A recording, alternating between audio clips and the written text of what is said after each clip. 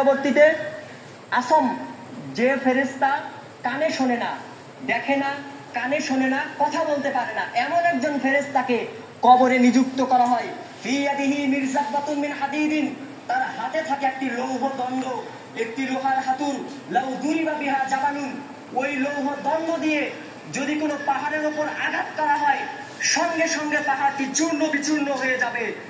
লাসারা তুরাবান ফায়াদরিবুহু বিহা দারবাতান বাইনা উযুনাইহি, অতঃপর সঙ্গে সঙ্গে ফেরেশতা ওই লৌহ দণ্ড দিয়ে এই দুই কানের মাঝামাঝি পেছন সাইডে এমন জোরে আঘাত করেন, ফায়াসিহু সাইহাতান, সে এমন জোরে চিৎকার দেয়, ইয়াসমাউহা মা বাইনাল মাশরিকি ওয়াল মাগরিব, পূর্ব এবং পশ্চিমের মাঝে যত প্রাণী রয়েছে সবকিছুই তার আওয়াজ শুনতে পায়, ইল্লা সাকালাইন, শুধুমাত্র মানুষ এবং জিন ছাড়া।